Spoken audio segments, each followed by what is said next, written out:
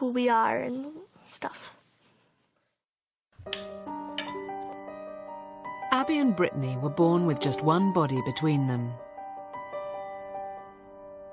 My name's Abigail Brad Hensel and Brittany Lee Hensel, and don't you dare say a thing about it. The only known surviving dicephalous conjoined twins, they've spent their lives in a small, close-knit community, completely protected from prying eyes.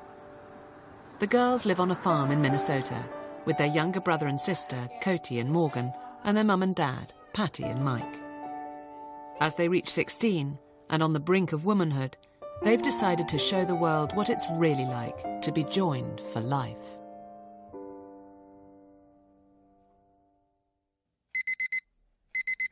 Ab and Britt, how you doing? Oh, Mommy, no. I know. Jesus, you make me mad. It's just an ordinary Monday morning in the Hensel household. They needed more sleep. Abby and Brittany aren't morning people, and I think that's primarily because they have a harder time getting to sleep at night. It's fine, don't touch it. So they do a lot of tossing and turning at night, and the bed is pretty much destroyed every morning. And so getting up in the morning isn't their favorite part of the day. Every moment of their lives requires the twins to cooperate with each other. Each action is a display of perfectly coordinated teamwork. They appear to be totally in sync, but that doesn't mean they always agree. Believe me, we are totally different people. Abby is more into like pink and girly and preppy, and Brittany's more not into pink. Should we wear this? No. How about this? No. I like hats, and I like different color hair, like pink and purple, and gold hats, and gold purses, and weird earrings, and stuff like that. This is our room. We usually bargain with each other, like, if you do this, I'll give you that, or we take turns. We take turns a lot. This is our nightstand. This is our bed. Those are pictures of our friends from 8th grade. To describe Abby, she'd be bossy, and she's not as loud as she used to be. She used to be more outspoken. She gets irritated easily, and I don't know. She's nice, and she likes people. She likes to be with people, and she's a big talker, and yeah. Brittany has become more outspoken, and she says her mind more than, she's not so shy anymore.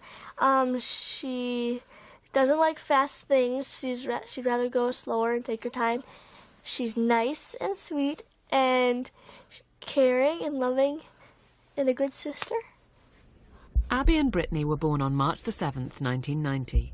The fact that they were conjoined twins was a complete shock to everyone. Even scans had shown only one baby. When I went into the hospital, I was expecting one child. They were telling me that when they were trying to pull them out, they felt an arm, and then they felt another arm, and then they felt what they thought was another arm. And then with pulling them out, they realized that they were conjoined twins. They didn't really tell me anything initially. They pretty much whisked them off to the baby warmer, and I know they were calling for more help, and I just seen them busy over with the girls. When the doctors came out, I noticed that they were in a panic, and they just came and talked to me and told me that we had twins that were together. They were beautiful. Abby was crying, and well, Brittany was too. Abby was really crying, and I was thinking they were probably just hungry. The first time I seen them, it just didn't take but a second to fall in love with them. Abby and Brittany had only a 1 in 30 million chance of living beyond the next 24 hours. Their survival would all depend on how their organs were configured within their tiny body.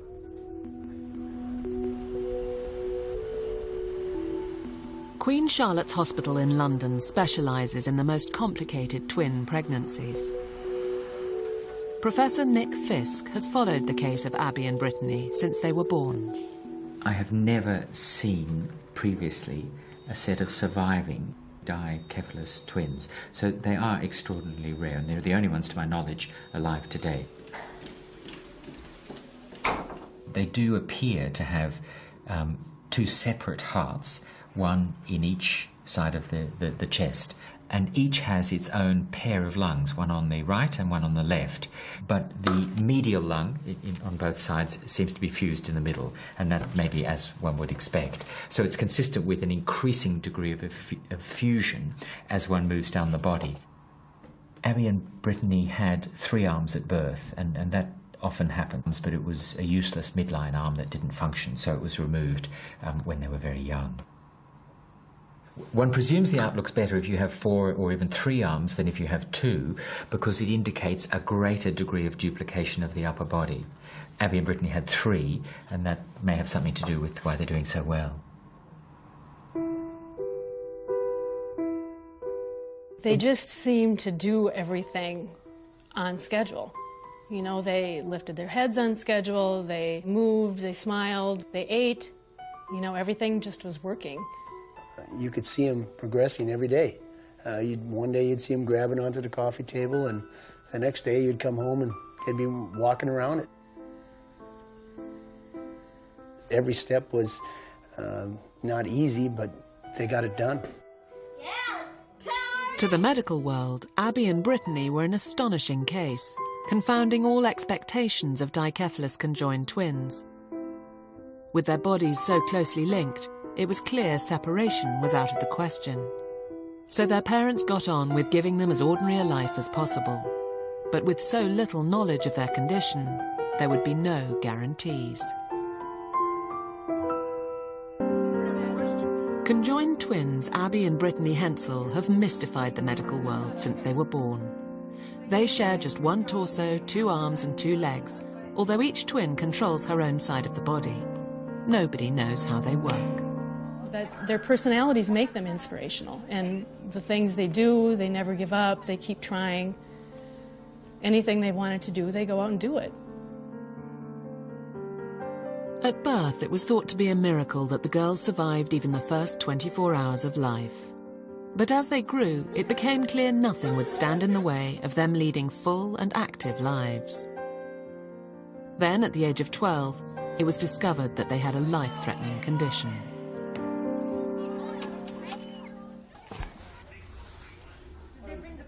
Abby and Brittany's rib cages were fused together, and their spines were growing outwards rather than upwards. The girls had to undergo a major operation to stop their lungs running out of air. Eventually, the girls were discharged from hospital. They'd gained 2 inches in height and were fit to live life to the full.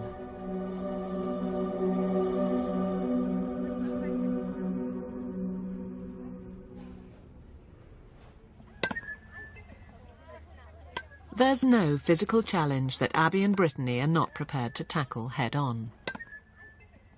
Their degree of motor coordination is really quite extraordinary. It's not as good as your eye, it's not finely tuned, but it's pretty amazing. And how does that happen? Well, there's absolutely no degree of fusion of their spinal columns. They're completely separate, and we can see this in the X-ray of their pelvis here. They have a single pelvis, but 2 separate sacrums, which is the lower part of the vertebral column. So I don't think anyone can explain how this happens. They will be getting cues from things like skin tugging and stretching from the other one side of the body, cues that they've had to learn to adapt to all their life, just in the same way that a person who is blind has incredible hearing skills, or a person who's deaf has incredible visual skills at lip reading. Abby and Brittany are about to undertake the ultimate test of their extraordinary skills. As their 16th birthdays approach, they're coming of age the American way and learning to drive. Okay, today we're taking Cody for 2 hours of placement testing for high school, and then Ab and Britt are going to their last 2 hours of driver's training. It's so normal for me to have Ab and Britt that I'm sure I overlook a lot of things that other people look at and say, man. Maybe when people tell me something that they see as spectacular with Ab and Britt, that it brings me back down to, yeah, they are spectacular. Okay, all right, let's get going. Now load up or we're going to be driving, girls? Why not? Everything that they have done, from riding bike to driving the lawnmower, to riding horses, to swimming. I never thought that driving would be an obstacle for them. In fact, I felt they were going to have an advantage having 4 eyes looking for a car versus just 2 eyes. Abby likes driving faster than me. Why do you like to drive fast, Abby? Because you get there faster and it's more fun. Driving made me nervous, just because they're girls and they're talking and they got so much going on, friends, school, just everyday stuff for them. But it did make me nervous. I just thinking that they weren't concentrating enough on driving. How you doing? You guys ready? Yeah. Today I'm working with the girls. Okay. It's their final lesson before they take their test on Tuesday. They're really pretty good. Their mom and dad have done a lot of work with them. They have to maneuver together, and one of the things that I noticed the first when we first went out was they were cutting their left turns a little bit. For behind the wheel, we had to have 6 hours of driving with an instructor. We learned how to parallel park and 90-degree parking and other things. This one?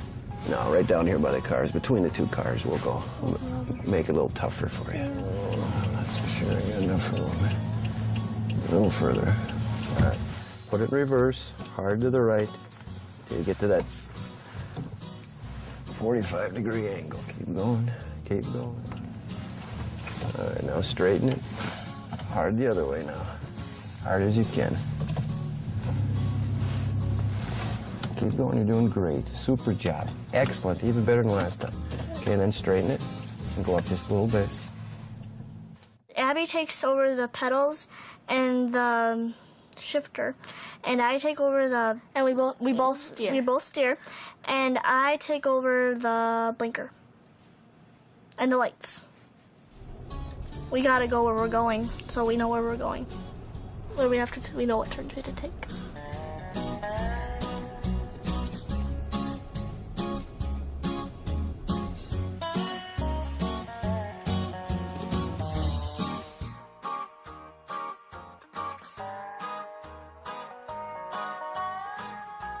The driving's quite extraordinary, but you notice that Abby controls the pedals. That's one of the key things, both the accelerator and the brake. So her brain controls that side of it, and that seems fine. It's not quite clear which one's visual input's going into the driving, the steering wheel, but yet each has control of either side. This verifies the fact they've completed their 6 hours, which is required by the state, and then Abby's going to sign. Abigail? This card, along with your permit, you'll need. Okay. And that's yours. Thank you. Okay. Abby and Brittany are all ready, but the state hasn't decided yet if they'll be taking 1 driving test or 2. They decide to be on the safe side and take 2 sets of ID photos. Oh well, I'm done.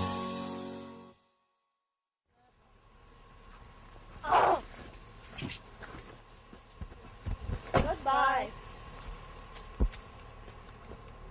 The girls go to the local high school just a few miles from their home. Over the years, the teachers and other pupils have had to learn how to treat them as 2 separate students with different interests and abilities. Tastes like coffee, yummy. Yeah. Hey, girls. Hi. There's ice cream in my eye. Mr. Buzuki turned 60. Mr. Buzuki turned 60. Have a seat one more time. I understand you're a little rowdy. Don't be. They are very, very different. Abby is, I would say, a little more outgoing.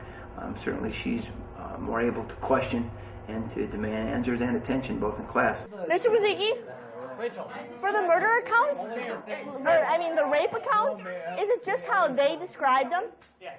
So how Megella described it and how... Tom. I find myself probably joking with her more a little bit. He's so old he's going senile. She's taking her quiz. Go.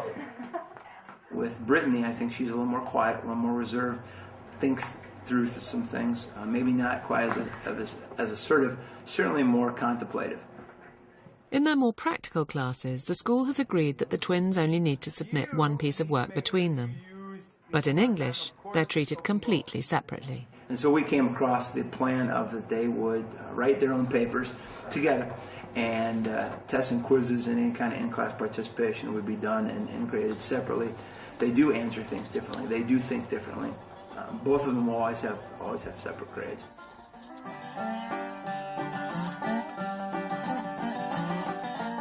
The girls have faced many challenges in life, but making friends isn't one of them. They're social butterflies. They have been since they started preschool. I think when they're the happiest is when they have their friends over. Yeah, anytime that they're involved with their friends makes them happy. So guess what? I'm having a party for my graduation and you're invited. Oh, okay. Thanks. How are you, darling? Oh! Don't push me. I didn't do nothing to you. I guess I'm a little more protective if they want to go downtown. Sometimes worry a little bit that if they did get picked on or anything like that. I just don't want them to hear anything negative. Their social group is so protective of them that they all watch out for them. And if they see even somebody that might be looking at them, they hover around them and they try and protect them. And they're comfortable with that. And if their friends are doing that, it makes them feel good that they would be protecting them. While the girls are most comfortable at school, their least favourite place is the doctor's surgery. Today is their routine 16-year-old medical. Their GP, Dr. Joy Westerdahl, was at their birth and has followed the girls' development all their lives. But even she has very little information to go on. Hi, girls. Hi. The family have always refused to have any non-essential tests carried out on the girls, despite great interest from the medical profession. You guys been enjoying your summer? No. Why not? They have to work a lot. Ooh. We're all set. Well, let Dr. Westerdahl know that you guys are here. Okay. Thank you. While they are unique, the family wants to treat them as though they are just like everyone else. Pull your shoes up, yeah. We're obviously making sure that they're fit for sports, they're fit for their activities at school, that they're able to engage in social behaviors. Those are not unique to the girls. However, because they have two hearts, lungs, circulatory systems that are conjoined, I'm looking to make sure they're not developing premature high blood pressure, respiratory problems, are they prone to more infections? So there's a little bit more work, but I have to be mindful of the family's wishes not to get too involved in that. Over the years, Dr. Westerdahl has been astonished and mystified by what the girls have achieved. Good. 108/70. That's great. The process of their ability to come together is fascinating for me as a primary care doctor, because above the waist they seem to function independently, and yet they can clap, even though one controls one arm and the other controls the other. Both at the same time. This is really I ask them periodically what they feel and sense. One girl cannot sense touching on the other girl's arm and vice versa. So it's very interesting. Lazy person. She is. And your ears have been okay? Yes. Okay, let me see the other one. Peek. What I don't know about Abby and Brittany is exactly how the pathophysiology works. We guesstimate what's happening in their bodies, and it would be nice to predict their future. Everyone asks, how long? You know, what do you expect for the future for these girls? Well, I expect them to live healthy, normal, happy lives, but it would be sort of nice to know, you know, how that circulatory system is going to play out. Would I like to do lots of testing? Yeah. Would the parents want that done? Would the children want that done? No.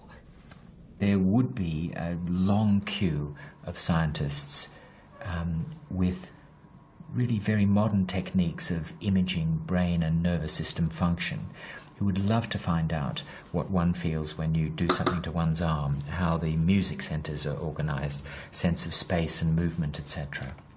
And you can do those now with very clever brain scans that will look for subtle alterations in blood flow or in the metabolism within the brain that shows us which particular centers are activated. Now these techniques are making huge strides in advancing our knowledge of how the brain works, and in particularly in developing treatments for various diseases as a result.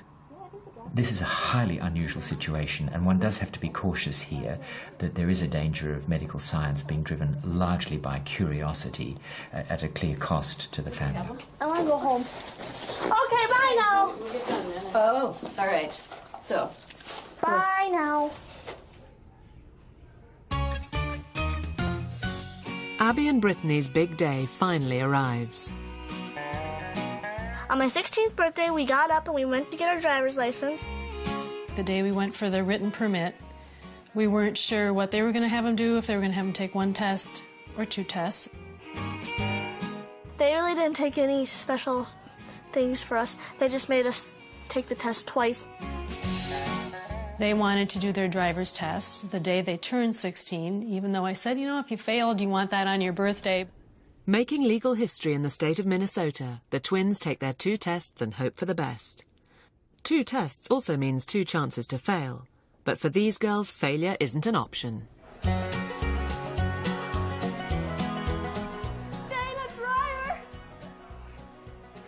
passed. Yeah.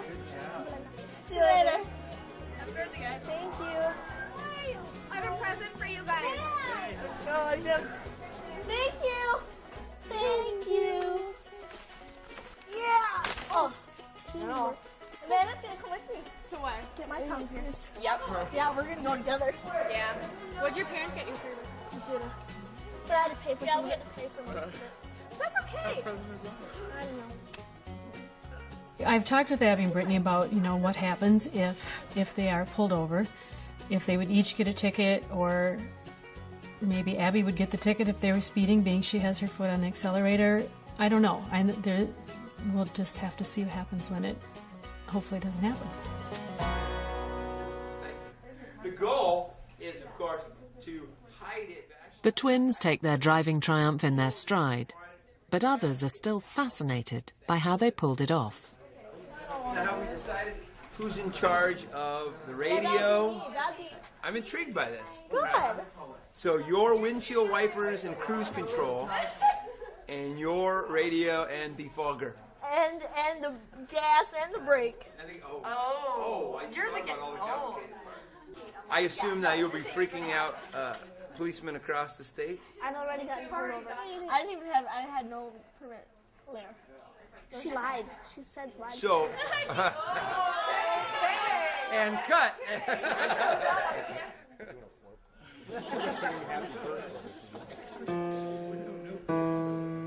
Make a pitch.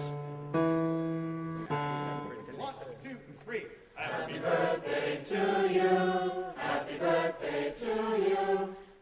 Now that Abby and Brittany have reached their 16th birthdays, their lives are entering an exciting but potentially more difficult phase.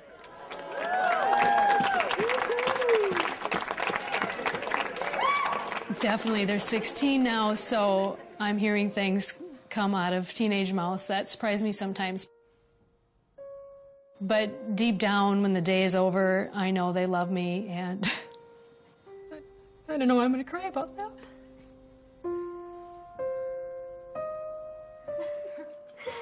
Low. 1. Oh, good. You got them all once. This is Abby's driver's license, and this is Brittany's driver's license. Conjoined twins Abby and Brittany Hensel are living the American dream. They're 16 and have just passed their driving tests, and they're enjoying every moment of their new freedom.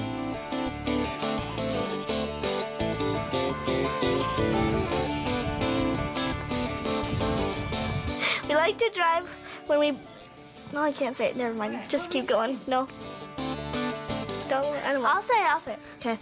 Our best part about driving is when we turn all the way. Oh, brother. Okay. Put.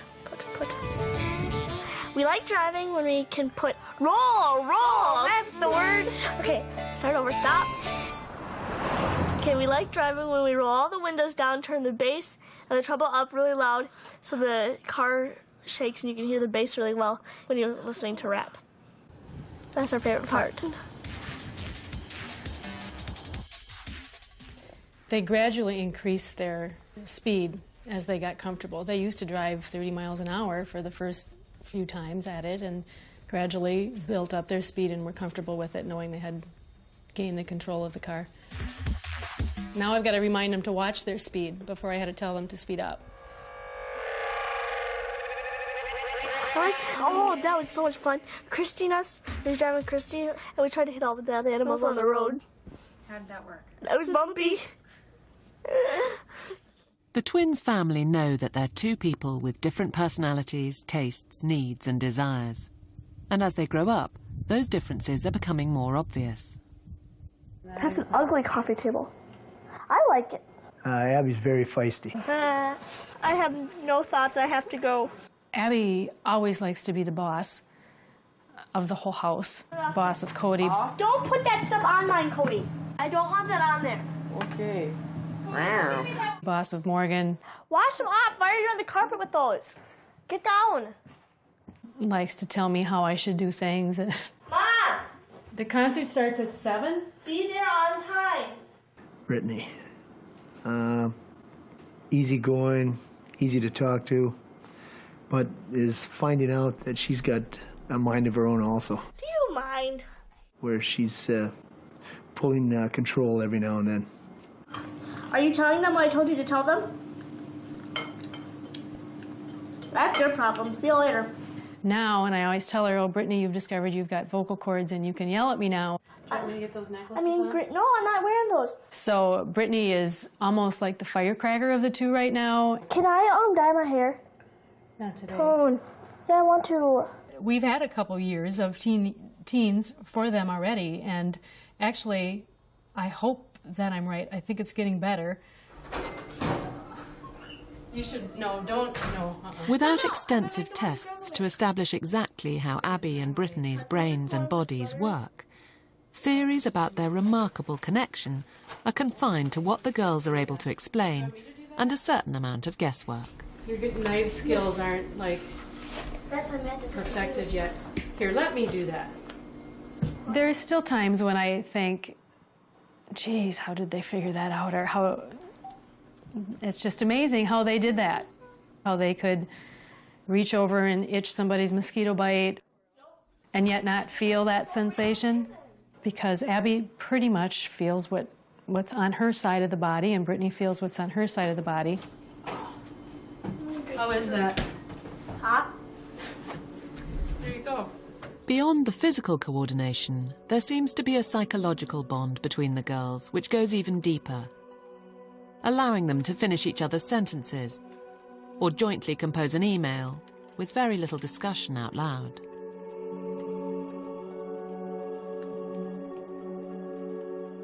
When we're IMing or writing emails, we normally just say I am or not we are for some reason. I don't know why. But when we type, we say what we're going to say out loud, like we speak it, and then we type it. And if, like, we have different opinions on something, we'll be like, Abby says this and Brittany says that. Hello? Hi, Nancy. And it's not just the girls and their family who can't fully explain this incredible connection.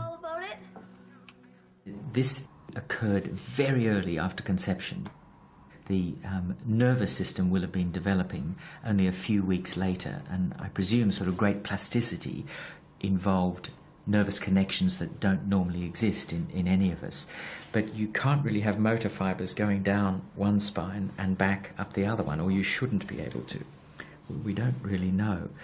I suspect they have some greater form of perception of sensation on the other half of the body than perhaps we realise. Touch is a fairly crude one, but they may just have some sense of proprioception, where that other limb is, etc., that enables them to accomplish these extraordinary feats.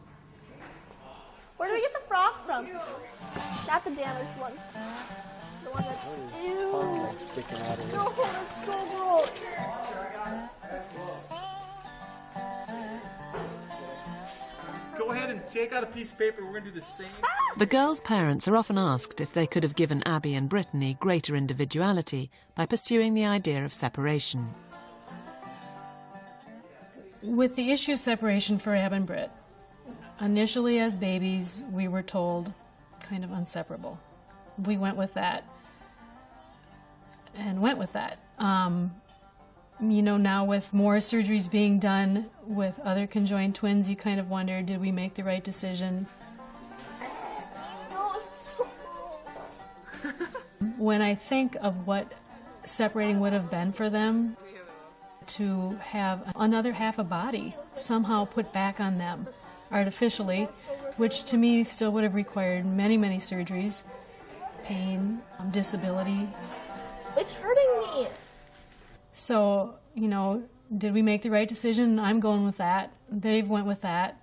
And so I guess I'm going to say we made the right decision. Until now, separation has been an impossibility.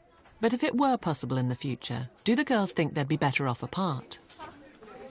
No. We never wish we were separated, because then we wouldn't get to do all the things that we can do, play softball and meet new people. We wouldn't have been able to do that, and run, and we wouldn't be able to do sports and stuff like that. So, and we don't know any other way, so.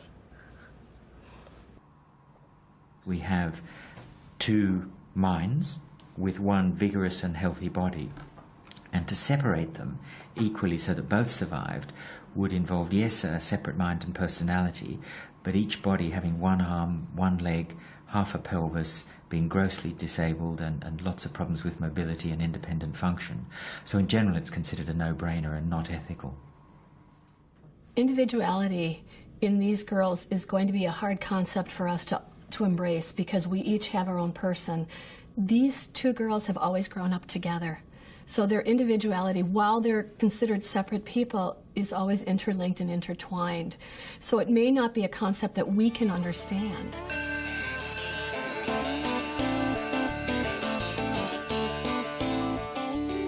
This summer we'd like to go to the beach. We have to work a lot and swim and shop and hang out with friends. School is finally over. Abby and Brittany have a long, hot summer stretching in front of them. Abby wants to go to Disney World because we haven't been there before, and Brittany doesn't want to go to Disney World because she thinks it's too big. What does that mean specifically? Like too many people, or? Yeah. Why don't you like that? Because I just don't. I don't like being around people. A lot of people. The debate about where to go on holiday will have to be resolved later. In the meantime, the girls distract themselves with some retail therapy. Fashion tip number 1 by Abby and Brittany Hensel. You have to wear nice shirts with good pants, not good pants with t-shirts. Tip number 2, actually do your hair a little bit. Don't just throw it up in a ponytail every day, or leave it down. And ponytail we have, and t-shirt. Tip number 3, yeah. Don't wear black with brown.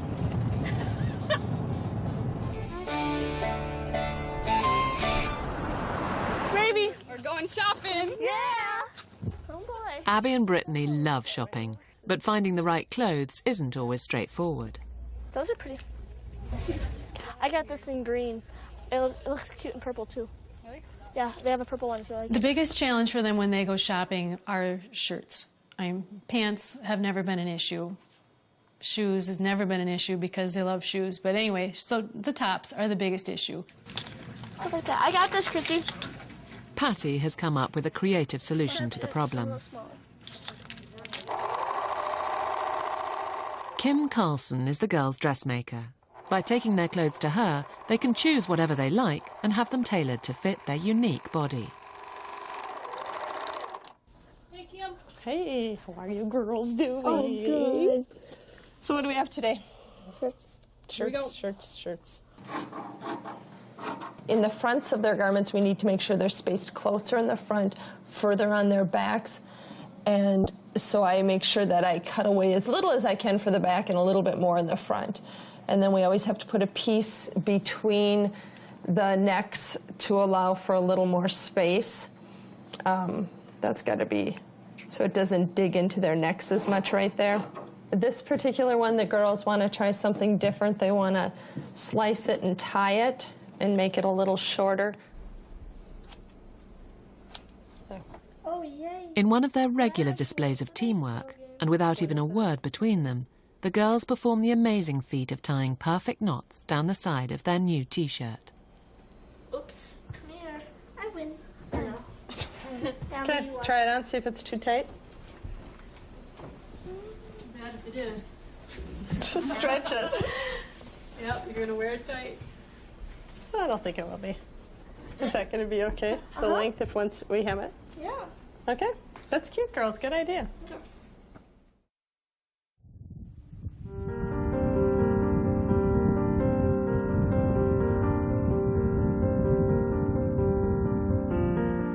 The Hensels' family holiday is booked. They're going to Texas, where people don't know them, and where there are bound to be stares. For Brittany in particular, it will be a testing time. But they're going to stay with someone who has a unique understanding of their situation. Monkey? Tamara had conjoined twins a couple years ago, 8 or 9 years ago, and her girls died about 2 hours after they were born. And she saw us on TV, so she called the radio or the station, and they gave her our number, and we've been friends with her ever since.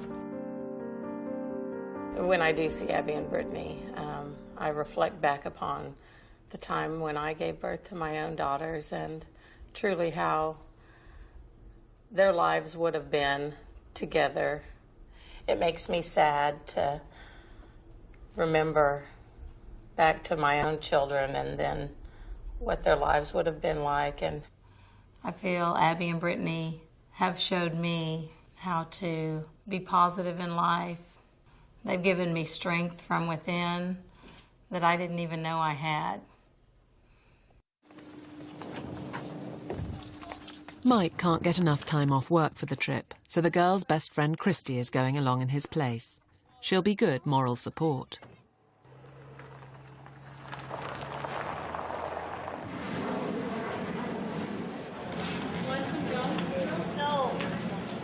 Leaving the familiarity of their hometown is a stressful experience for Abby and Brittany, who brace themselves for the unwelcome attention of complete strangers. This curiosity is something they're getting used to, but it doesn't make it any easier.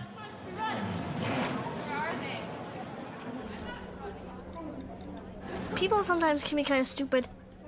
They take pictures of us when we're on vacations or follow us. We don't mind when people ask questions. That's better than taking pictures or being mean about it. We're very nice if you just come up to me and talk to us. We don't mind questions. And we absolutely hate when people take pictures of us and try to video camera us. And we will throw a fit about it and make them embarrassed.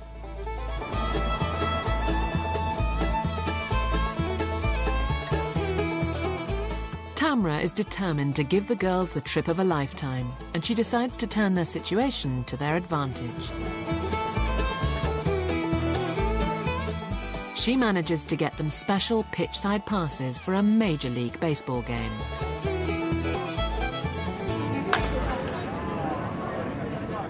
But just before the game starts, the plan backfires. A news cameraman, there to follow the game, turns his camera on the girls. They let him film them, but it spoils their day. Abby and Brittany, number one, I guess, have feelings.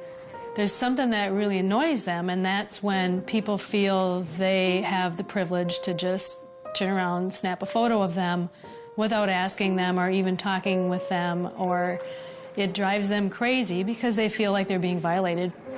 Remember? So you guys having a good time? That's something to that mic. Yeah?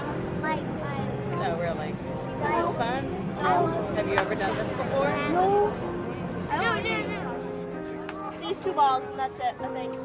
Oh, 2 more. The twins have faced enough stares in their lives not to let it ruin the whole trip. But it's a sharp reminder of what lies ahead of them. Facing adulthood, their fiercely guarded privacy will soon be under threat. Thank Thank you. Thank you. All right, we're done. Let's go home. Abby and Brittany have just 2 more years at high school before they must decide whether to leave the protective environment of their hometown in Minnesota. They've had 16 years to adapt to their unique situation. But how will the wider world react to 2 completely separate human beings joined within one body? We might want to go into photography, child development, or stuff with kids, interior designing, architecture, or fashion design. Whatever they decide to do in life, the outside world will have to adapt itself to Abby and Brittany. But I'm intrigued to know, are they going to be hired as 1 or as 2? Are they going to be able to share salaries, or do they, all of those things I think yet are to be determined. And so, I'm taking an approach on wait and see, but I certainly am looking forward to be a part of their lives for another 2 years. We haven't thought that much about where they would go to college. Depending on the day, Brittany has said she's going to be as far away as possible. We know Abby doesn't want to be too far away, so they may. We just don't know that yet. The girls' lives have been a series of questions, but as they become young women, they're being asked increasingly personal ones about their private lives. I hear them and their girlfriends talk about guys, but they probably aren't going to be sharing that with me right now, who they may have a crush on or what they're feeling, but I'm sure they do. The way I see them interact. The whole world doesn't need to know who we're dating or what we're gonna do and everything.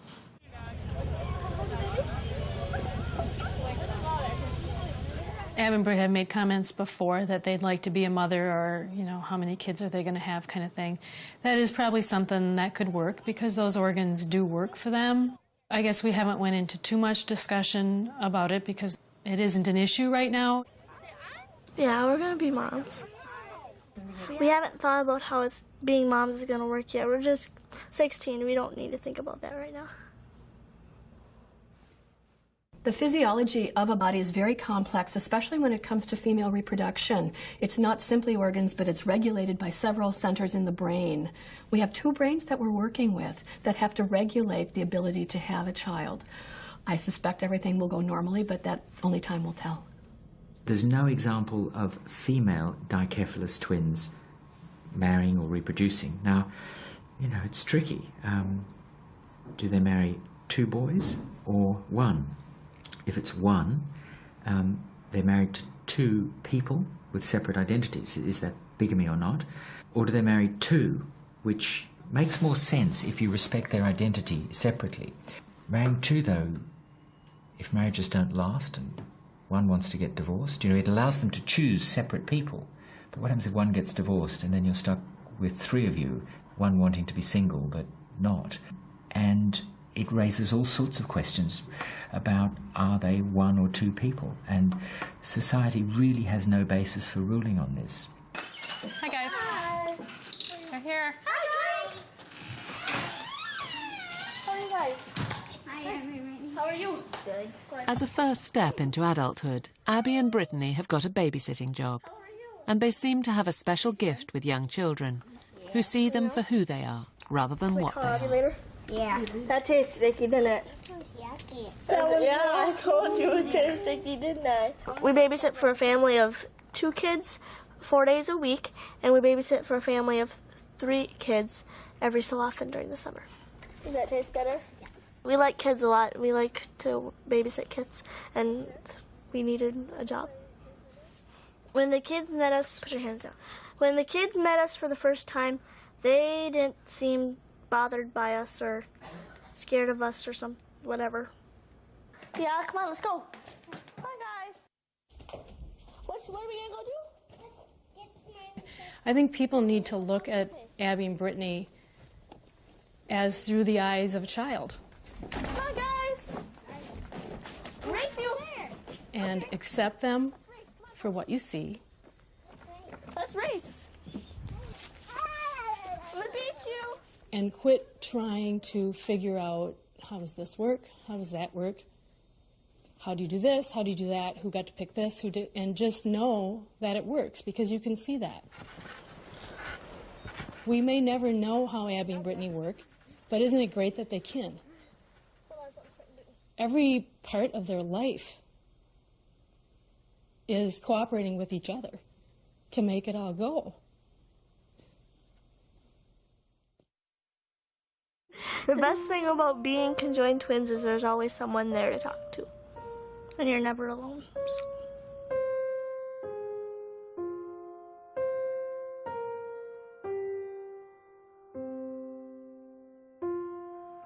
And there's more from the Extraordinary People series with a profile of Derek Paracchini, a blind pianist with learning difficulties, the music genius, over on 5 Life in just a tick. Next here on 5, Prison Break.